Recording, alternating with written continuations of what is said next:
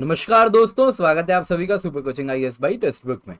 दोस्तों, environment and ecology की आज की क्लास में हम बेहद ही इंपॉर्टेंट टॉपिक वो है बायो जियो केमिकल साइकिल्स की स्टार्ट कर रहे हैं। और आज हम जानेंगे क्या होता है गैसियस साइकिल, क्या होता है सेडिमेंट्री साइकिल। फिर हम डिटेल में चर्चा करेंगे दो गैसियस साइकिल, कार्बन साइकिल और नाइट्रोजन साइकिल पर। बहुत इंपॉर्टेंट टॉपिक है, पास्ट में कई सवाल इस टॉपिक से देखने मिले हैं, तो इस पर आपकी ग्रिप बहुत मजबूत होनी बहुत आवश्यक है।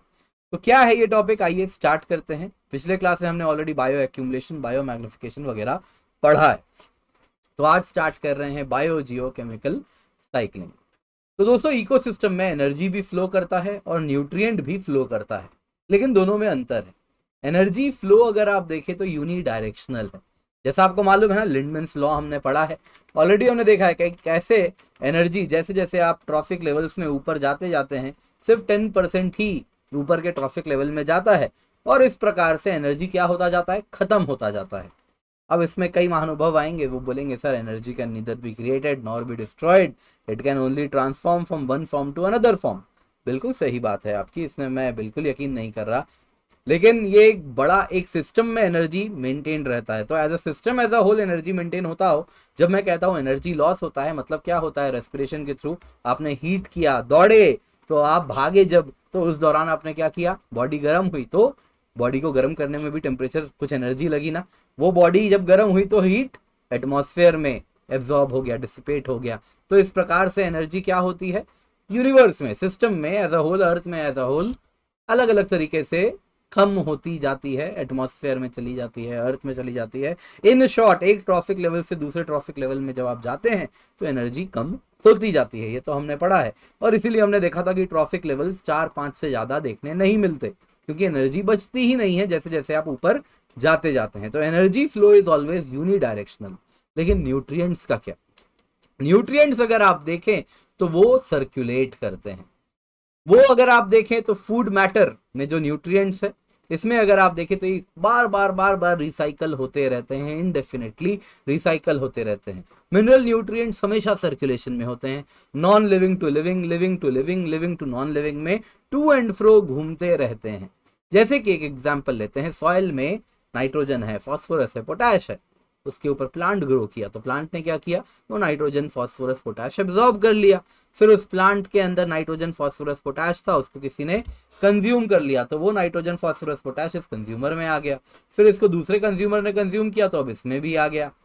वैसे ही जब ये जानवर मरा, तो वो नाइट्रोजन फॉस्फोरस पोटैश डिकम्पोजर्स उसके ऊपर लगे, जो एनर्जी ले सकते थे, एनर्जी लिए, और बाकी का मिनरलाइज होके वो चीज वापस से सॉइल में चली गई, और फिर उसके ऊपर कोई प्लांट ग्रो होगा तो वापस न्यूट्रिएंट साइकिल में घूमती रहेगी। तो मिनरल न्यूट्रिएंट्स हमेशा सर्कुलेशन में होते हैं, non living to living and living to non living, इस प्रकार से घूमते रहते हैं, और ये एक सर्कुलर फैशन में होता रहता है।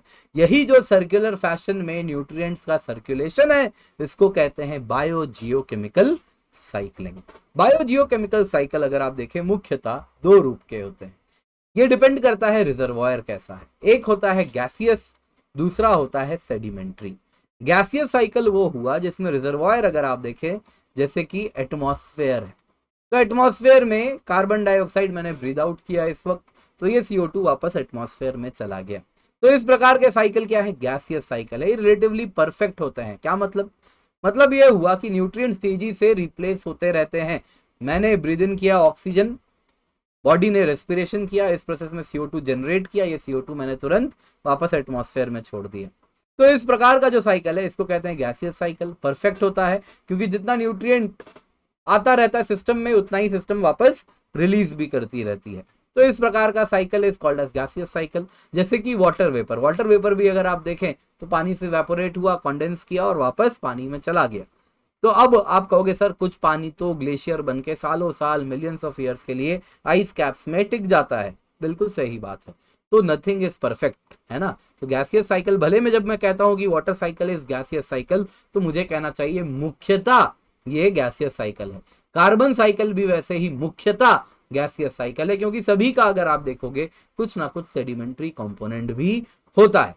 वही सेडिमेंट्री साइकिल वो होते हैं जिसमें रिजर्वायर अर्थ का क्रस्ट है, जैसे कि phosphorus cycle, sulphur cycle, calcium cycle, magnesium cycle. ये सब इम्परफेक्ट है क्योंकि कुछ ना कुछ न्यूट्रिएंट्स अटक जाते हैं और साइकिल में वापस नहीं आ पाते पृथ्वी के गर्भ में, रादर अर्थ के क्रस्ट में, वुड बी मोर टेक्निकल, वो लॉक हो जाते हैं और सेडिमेंट्स में रहते हैं और सालों साल, millions and millions of years तक अनअवेलेबल होते हैं इमीडिएट साइकिलिंग के लिए।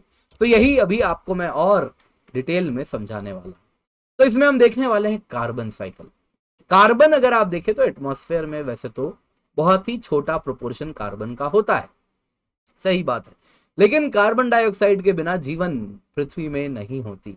आपको मालूम है कार्बन डाइऑक्साइड क्या है? एक प्रकार का ग्रीन हाउस गैस है। ये पृथ्वी को वार्म बनाता है और अर्थ को जीने के लिए अनुकूल वातावरण बना के रखा है।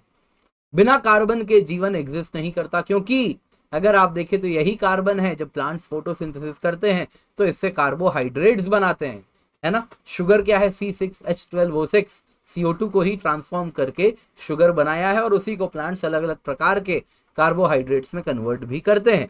तो ये कार्बन बहुत इंपॉर्टेंट रोल प्ले करता है सारे ऑर्गेनिक सब्सटेंसेस में, कोल से लेकर ऑयल तक सभी में कार्बन का रोल होता है। इसके सिवा डीएनए, जब हम डीएनए की बात करते हैं तो उसमें भी अगर आप देखें तो उसको जो बाइंड करता है ना, डीएनए को जो एंकर करता है, वो कार्बन होता है। तो कार्बन साइकिल अगर आप देखें तो कंटिन्यूअसली एटमॉस्फेयर एंड ऑर्गेनिज्म के बीच में कैसे कार्बन सर्कुलेट कर रहा है, जब हम इस सर्कुलेशन को पढ़ते हैं तब हम कहते हैं हम क्या पढ़ रहे हैं? कार्बन साइकिल पढ़ रहे हैं। तो कार्बन साइकिल और कुछ नहीं है, study of the exchange of carbon between atmosphere, organism and how it is rotating in earth. ये जो साइकिल है इसी को हम कहते हैं कार्बन साइकिल। तो कार्बन अगर आप देखें तो एटमॉस्फेयर से, मुख्य रूप में एटमॉस्फेयर में है, और एटमॉस्फेयर से प्लांट्स क्या करते हैं? फोटोसिंथेसिस करते हैं। फोटोसिंथेसिस करते हैं, इस दौरान CO2 लेते हैं और CO2 लेके वो क्या करते हैं? अपने बॉडी में उसको बायोमास में कन्वर्ट करके ऑर्गेनिक फॉर्म में कार्बोहाइड्रेट्स के रूप में तब्दील कर देते हैं। इसके सिवा कुछ कार्बन डाइऑक्साइड प्लांट्स क्या करते हैं? रेस्पिरेशन भी जब करते हैं तो रेस्पिरेशन के दौरान आप पाओगे कि ये कार्बन डाइऑक्साइड वापस सारे जीव, प्लांट्स के, एनिमल्स भी, प्लांट्स भी, मैं भी इस वक्त कर रहा हूं, आप भी यकीनन इस वीडियो को देखते टाइम, अनलेस अंटिल ये वीडियो 2200-2300 में आप ना देख रहे हो और देखने वाला कोई रोबोट ना हो, आई एम प्रिटी श्योर, और वो रोबोट भी ऑर्गेनिक फॉर्म का रोबोट ना हो, तो आई एम प्रिटी श्योर आप रेस्पिरेशन कर रहे होंगे। तो रेस्पिरेशन के दौरान आप CO2 जनरेट करते हैं और वो एटमॉस्फेयर में रिलीज करते हैं। वैसे ही जब कोई जीव मरता है तो उसमें माइक्रोबियल रेस्पिरेशन होता है और वो भी CO2 रिलीज करता है। तो यूजुअली कार्बन डाइऑक्साइड अगर आप देखें तो ये एक शॉर्ट टर्म साइकिल होता है। आइए इसी को इस डायग्राम में देखते हैं। प्लांट ने फोटोसिंथेसिस किया, इस दौरान एटमॉस्फेयर से CO2 खींचा, कुछ एटमॉस्फेयर से CO2 खींच के रेस्पिरेशन किया, रेस्पिरेशन के दौरान भी कुछ परसेंट CO2 वापस एटमॉस्फेयर में छोड़ दिया गया। इसके सिवा कुछ कार्बन डाइऑक्साइड क्या होगा? जब प्लांट्स मर रहे हैं या कोई भी एनिमल मर रहा है तो इस दौरान माइक्रोबियल रेस्पिरेशन होता है, वो भी CO2 जनरेट करता है। तो ये क्या है? ये तो जितना आ रहा है CO2, कुछ पार्ट निकल जा रहा है, कुछ पार्ट प्लांट के बायोमास में जा रहा है। तो इस प्रकार से आप देखो तो कार्बन साइकिल गैसियस देखने मिल रहा है। लेकिन वैसे ही ओशंस में भी होता है ना, फाइटोप्लैंक्टन्स रहते हैं, फाइटोप्लैंक्टन्स भी फोटोसिंथेसिस करते हैं, रेस्पिरेशन के दौरान वापस CO2 जनरेट कर देते हैं। तो ये रेस्पिरेशन जो हो रहा है ये क्या है? गैसियस साइकिल है, और इस प्रकार से कंटिन्यूअस सर्कुलेशन हो रहा है, ये गैसियस साइकिल है, रिलेटिवली परफेक्ट है। लेकिन कार्बन साइकिल का भी एक लॉन्ग टर्म साइकिल भी होता है। आइए उसको भी समझते हैं। जैसे कि प्लांट ने क्या किया? कार्बन डाइऑक्साइड से फोटोसिंथेसिस करके उसने कार्बोहाइड्रेट्स बना दिया। अब ये कार्बोहाइड्रेट अगर आप देखें तो क्या होगा? प्लांट के शरीर में है, ऑब्वियसली उसके बायोमास के रूप में है। अब वो पत्ता गिरेगा, कोई टहनी टूट के गिर गई, तो वो कार्बोहाइड्रेट रिच या फिर कार्बन में रिच ऑर्गेनिक मैटर सॉइल में गया। अब सॉइल में क्या होगा?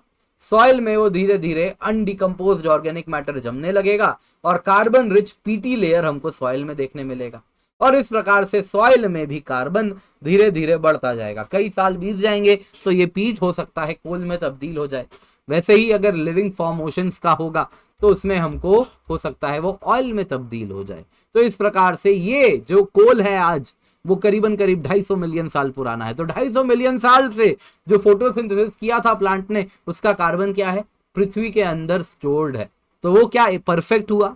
बिल्कुल नहीं, वो तो इम्परफेक्ट है ना, अटक गया ना, वापस एटमॉस्फेयर में नहीं गया ना। तो कुछ कंपोनेंट कार्बन साइकिल का भी अगर आप देखोगे तो क्या है? वो आप सेडिमेंट्री पाओगे, वो अटक जाता है, that is not very perfect. वैसे ही ओशंस में भी अगर हम देखें तो डीप ओशंस में भी कार्बन्स क्या होते हैं, बरी हो जाते हैं। इनसॉल्युबल कार्बोनेट्स के रूप में क्या होते हैं, ओशन में कार्बन होता है, ओशन में कार्बन लाइफ फॉर्म है, वो carbon life form calcium carbonate rich अपना एक्सोस्केलेटन बनाती है और वो मिलियंस ऑफ ईयर्स तक ओशन में धीरे धीरे ओशन के फ्लोर में कार्बोनेट रिच जमता जाता है, लाइमस्टोन लेयर्स बनता है, लाइमस्टोन रॉक्स बनते हैं, कोरल का एक्सोस्केलेटन होता है, वो भी अगर आप देखो तो ऐसे ही कार्बन रिच एक्सोस्केलेटन लाइमस्टोन में कन्वर्ट हो जाता है और पृथ्वी में मिलियंस ऑफ ईयर्स के लिए ओशन के फ्लोर में स्टोर हो जाता है। हो सकता है कई साल बीत जाएं, ओशन वापस पीछे चला जाए, समुद्र का पानी पीछे चला जाए और वो एक्सपोज हो जाए, या फिर हो सकता है कि प्लेट टेक्टोनिक्स की वजह से वो वापस उठ के पहाड़ बन जाए। तो इस प्रकार से वो कार्बोनेट वापस पृथ्वी के सरफेस पर आ सकता है, ऐसा होना बिल्कुल संभव है, लेकिन इसमें मिलियंस ऑफ ईयर्स लगते हैं। वैसे ही फॉसिल फ्यूल्स हैं, कोल, ऑयल, नेचुरल गैस, ये सभी के सभी क्या हैं, ऑर्गेनिक कंपाउंड्स हैं जो कि बरी हो गए थे, डिकम्पोज होके माइक्रोबियल रेस्पिरेशन होता और उसको तोड़ के एटमॉस्फेयर में तुरंत CO2 जनरेट कर देता, वो ना हो पाया, वो डिकम्पोज नहीं हो पाया और वो पीट में कन्वर्ट हो गया और फिर ओवर टेम्परेचर प्रेशर से कोलिफिकेशन प्रोसेस के थ्रू वो ऑर्गेनिक मैटर अंडरगो किया और उसने कोल में के रूप में अपने आप को कन्वर्ट कर दिया। वैसे ही लिविंग फॉर्म ओशनिक था, तो उसमें भी अगर आप देखो तो वो ऑयल एंड नेचुरल गैस में भी कन्वर्ट हो सकता है अगर डिकम्पोज नहीं हुआ हो। और इस प्रकार से कई सालों तक वो कार्बन अर्थ में स्टोर हो गया, अटक गया।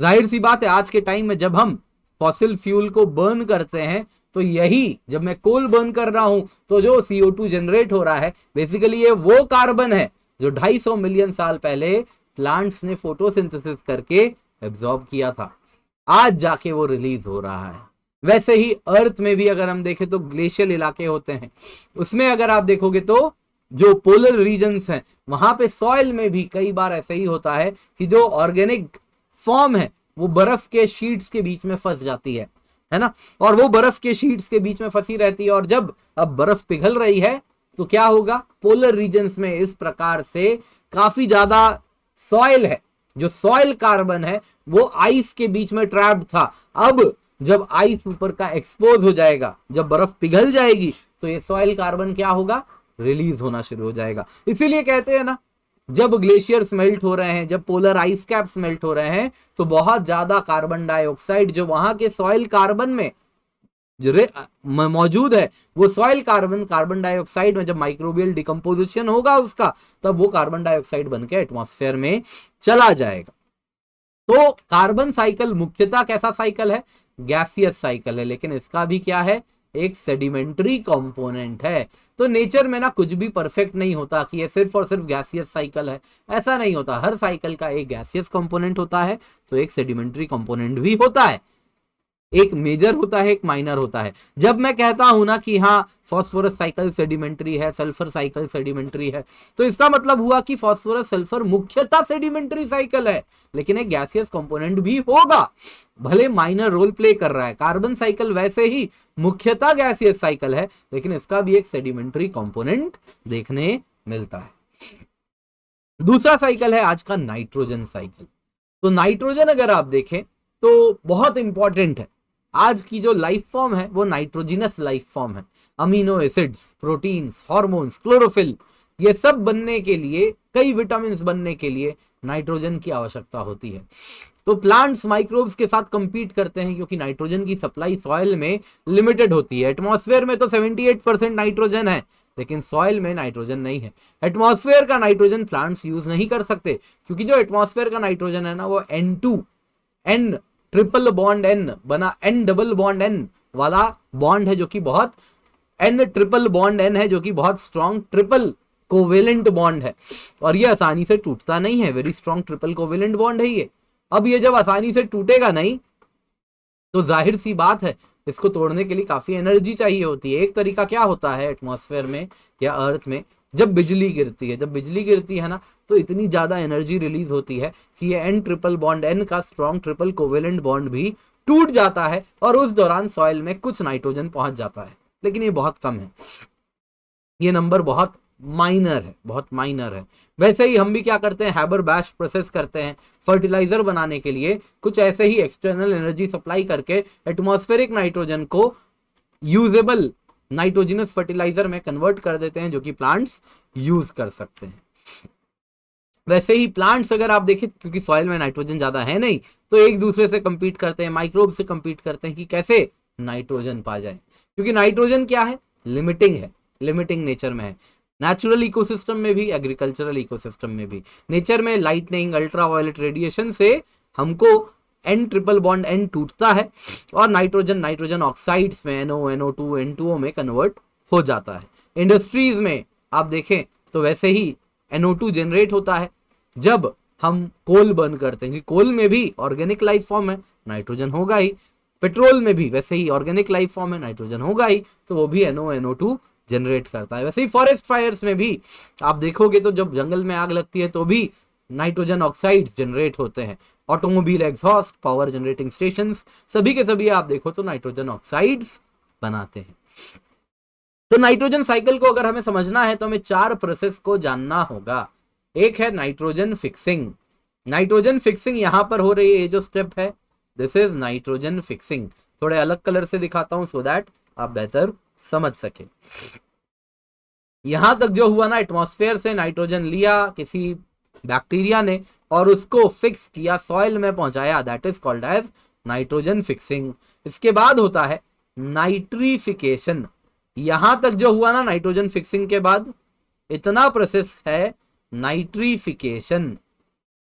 नाइट्रीफिकेशन, सॉरी माफ कीजिएगा, यहां तक है अमोनिफिकेशन।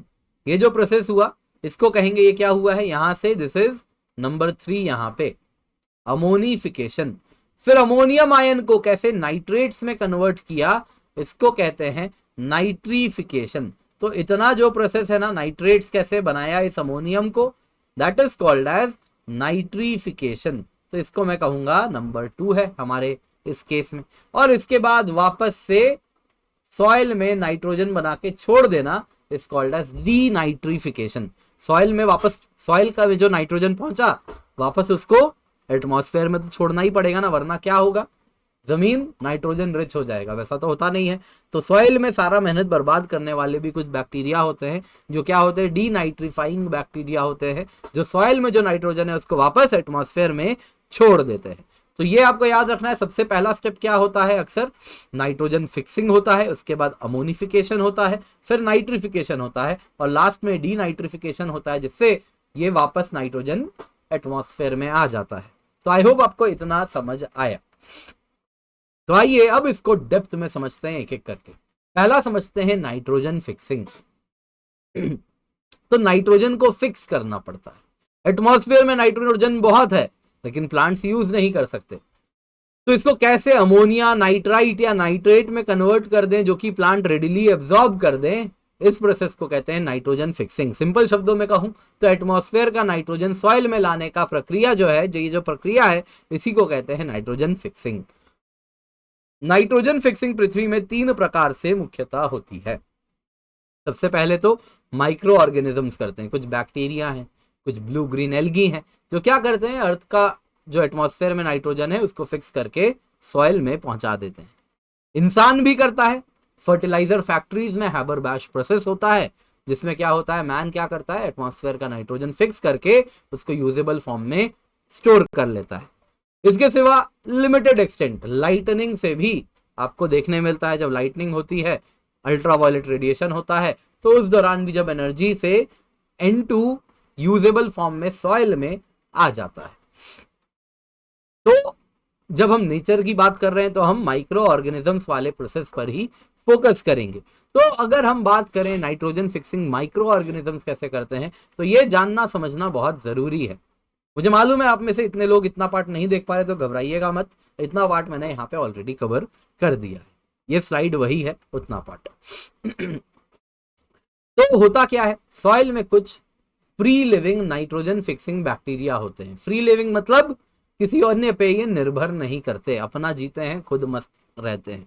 जैसे कि और कुछ होता है सिम्बायोटिक बैक्टीरिया। सिम्बायोटिक यानी सिम्बायोटिक एसोसिएशन में रह रहा है, म्यूचुअलिज्म में रह रहा है, मतलब ये वो बैक्टीरिया है जो गठबंधन बना के सॉइल में रह रहे हैं, किसके साथ, किसी दूसरे प्लांट के साथ। तो उस प्रकार के भी बैक्टीरिया होते हैं। तो free living nitrogen fixing bacteria होते हैं जो कि एटमॉस्फेयर से नाइट्रोजन लेते हैं, सॉइल में पहुंचा देते हैं। एरोबिक कंडीशंस में एजिटोबैक्टर बहुत इंपॉर्टेंट है, ये याद रखिएगा, जो कि क्या है, नाइट्रोजन फिक्स करता है।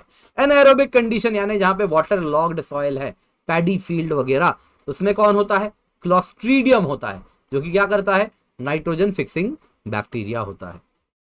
इसके सिवा अगर आप देखें ओशंस की बात करें तो साइनोबैक्टीरिया होते हैं कुछ, जो कि नाइट्रोजन फिक्सिंग करते हैं, जिसमें नॉस्टॉक बहुत इंपॉर्टेंट है, याद रखिएगा।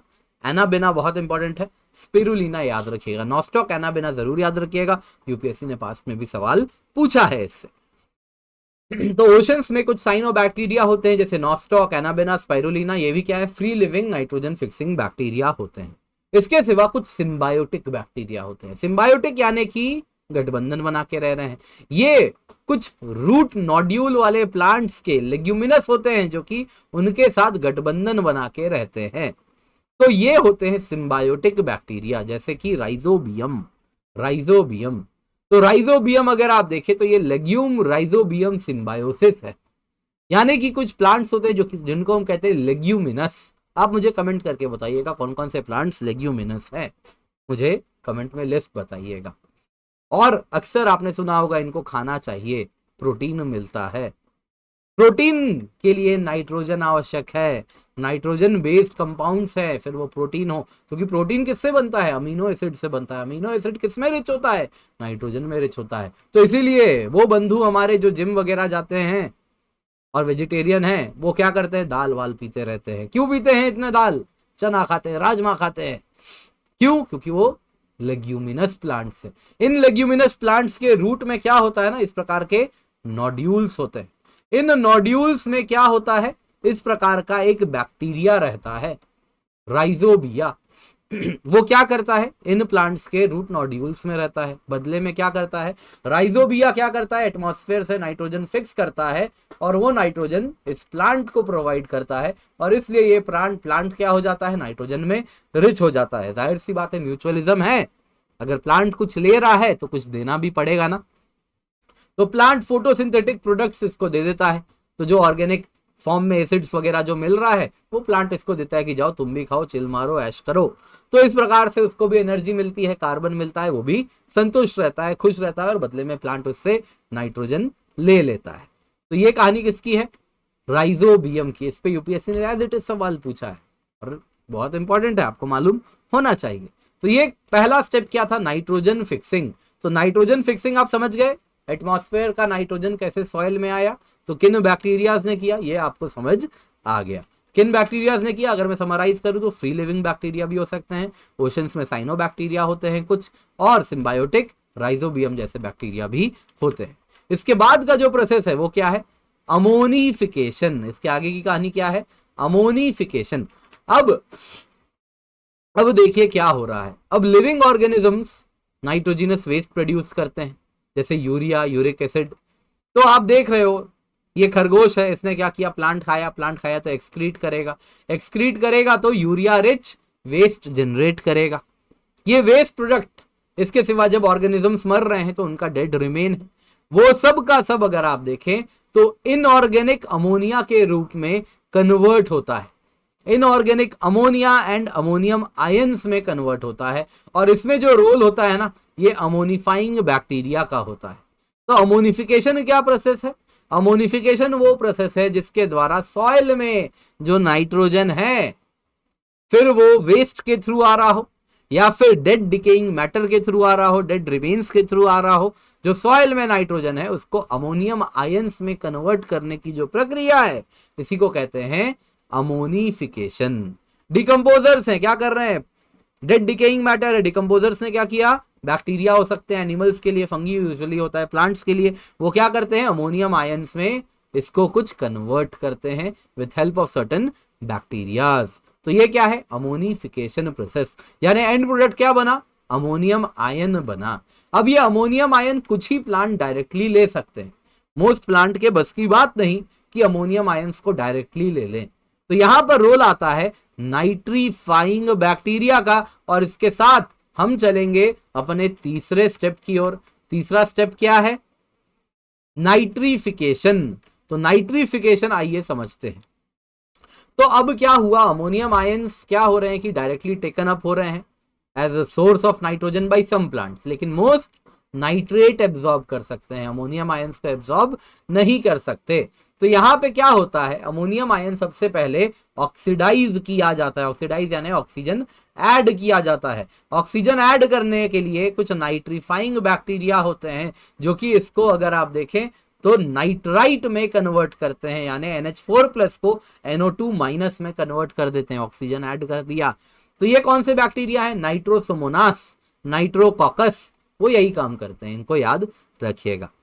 और उसके बाद क्या होता है, फर्दर और नाइट्रीफाइंग बैक्टीरिया होते हैं जो इस नाइट्राइट को और ऑक्सीडाइज करते हैं, ये नाइट्रोबैक्टर कहलाते हैं। बैक्टीरिया होते हैं नाइट्रोबैक्टर जो नाइट्राइट को NO3- यानी नाइट्रेट में कन्वर्ट करते हैं, NO2- को NO3- यानी नाइट्राइट्स को नाइट्रेट्स में कन्वर्ट कर देते हैं। ये जो बैक्टीरिया हैं इनको हम कहते हैं नाइट्रोबैक्टर। ये नाइट्रीफाइंग बैक्टीरिया कीमो ऑटोट्रॉफ होते हैं, और ये जो केमिकल रिएक्शन हुआ ना नाइट्राइट को नाइट्रेट बनाने का, इस केमिकल रिएक्शन के दौरान इनको एनर्जी मिल जाती है। तो ये इनऑर्गेनिक केमिकल एनर्जी सोर्स को यूज करते हैं और उसको इस्तेमाल करके कार्बन डाइऑक्साइड जनरेट करते हैं और साथ में ऑर्गेनिक कंपाउंड्स बनाते हैं और नाइट्राइट्स को नाइट्रेट्स में कन्वर्ट कर देते हैं। और एक बार नाइट्रेट्स बन गया तो प्लांट्स इसको तुरंत एब्जॉर्ब कर सकते हैं, और ये नाइट्रोजन अब प्लांट्स के बॉडी में आ गया। फिर क्या होगा, प्लांट डेड होगा, डिके होगा, और उस पे आप देखोगे डिकम्पोजर्स लगेंगे, और वो decomposers with help of ammonifying bacteria क्या करेंगे, अमोनिफिकेशन प्रोसेस के थ्रू अंडरगो करेंगे, और इस दौरान आप देखोगे ये dead decaying matter ammonium ion बन के वापस सॉइल में आ जाएगा, फिर वापस नाइट्राइट बनेगा, नाइट्रेट बनेगा, प्लांट्स एब्जॉर्ब करेंगे। तो ये प्रोसेस कंटिन्यूअसली चलता रहता है। पर अगर प्रोसेस यहीं पर रुक जाए तो क्या होगा, अगर प्रोसेस यहीं रुक जाए तो कहीं ना कहीं सॉइल नाइट्रोजन रिच होता जाएगा। वैसे ही हम नेचर में भी क्या करते हैं, यूरिया फर्टिलाइजर्स यूज करते हैं, वो भी क्या होते हैं, अमोनियम आयंस जनरेट करते हैं और फिर नाइट्रीफाइंग बैक्टीरिया नाइट्रेट बना देता है जिसको प्लांट्स एब्जॉर्ब कर लेते हैं। लेकिन अगर कहानी इतनी हो तो सॉइल नाइट्रोजन में बिल्कुल रिच हो जाएगा। अर्थ तो 4.2 बिलियन ईयर्स का है, और उसमें लाइफ भी अगर आप देखो तो काफी लंबे टाइम तो नहीं, लेकिन ठीक ठाक टाइम से है। तो इतने मिलियंस ऑफ ईयर्स में तो अर्थ नाइट्रोजन रिच हो जाता, सॉइल नाइट्रोजन रिच हो जाता, एटमॉस्फेयर में नाइट्रोजन होता ही नहीं। तो इसलिए अब आता है रोल डीनाइट्रिफिकेशन का, जिसमें क्या हुआ, ये जो नाइट्रेट है ना वापस नाइट्रोजन बन के एटमॉस्फेयर में N2 के रूप में चला जाता है। तो जो नाइट्रेट सॉइल में मौजूद है वो नाइट्रोजन यानी N2 में कन्वर्ट होता है डीनाइट्रिफिकेशन प्रोसेस से। इसमें क्या होता है, सॉइल में, ओशन में कुछ स्पेशल डीनाइट्रीफाइंग बैक्टीरिया होते हैं, जैसे सूडोमोनास, जैसे थियोबैसिलस, जो क्या करता है, नाइट्रेट्स को, नाइट्राइट्स को N2 एलिमेंटल नाइट्रोजन N2 में कन्वर्ट कर देता है, और इस तरीके से नाइट्रोजन वापस एटमॉस्फेयर में चला जाता है, और इस प्रकार से साइकिल कंप्लीट हो जाती है। तो जल्दी से समराइज करता हूं। समरी ये है दोस्तों कि अगर हम बायोजियोकेमिकल साइकिल्स देखें तो साइक्लिक रूप में बस और बस न्यूट्रिएंट्स घूमते हैं, एनर्जी नहीं करती। एनर्जी क्या होती है, हमेशा यूनिडायरेक्शनल होती है, सर्कुलर फैशन में न्यूट्रिएंट्स घूमते हैं। बायोजियोकेमिकल साइकिल्स दो प्रकार के हो सकते हैं, गैसियस और sedimentary. Gaseous cycle relatively perfect होते हैं क्योंकि न्यूट्रिएंट्स ट्रैप नहीं होते millions and millions of years के लिए। सेडिमेंट्री साइकिल अगर आप देखें तो इम्परफेक्ट होते हैं क्योंकि जो न्यूट्रिएंट्स हैं मिलियंस ऑफ ईयर्स के लिए ट्रैप हो जाते हैं। जैसे पत्थर बन गया फास्फोरस का, अब पहाड़ में है, अब कितने साल बाद वो वेदर होगा, नदी बहाएगी, समुद्र में ले जाएगी और फिर अलग अलग प्रोसेस से वो रिलीज होगा। वो प्रोसेस होने में बहुत साल लग जाते हैं, तो कई बार millions to billions of years के लिए न्यूट्रिएंट ट्रैप हो जाता है। लेकिन नेचर में कुछ भी कंप्लीट नहीं होता। जब हम कहते हैं किसी साइकिल की ये गैसियस साइकिल है तो वो मुख्यतः गैसियस साइकिल है, किसी को कहते हैं ये सेडिमेंट्री साइकिल है तो वो मुख्यतः सेडिमेंट्री साइकिल है। फर्ज कर लीजिए कार्बन साइकिल मुख्यतः गैसियस साइकिल है। गैसियस साइकिल है, हमने देखा है, हम रेस्पिरेशन करते हैं, प्लांट्स रेस्पिरेशन करते हैं, प्लांट्स फोटोसिंथेसिस करते हैं, CO2 लेते हैं, CO2 वापस छोड़ते हैं, हम रेस्पिरेशन करते हैं, CO2 वापस छोड़ देते हैं। तो इस प्रकार से ये तो परफेक्ट साइकिल गैसियस साइकिल बन रहा है।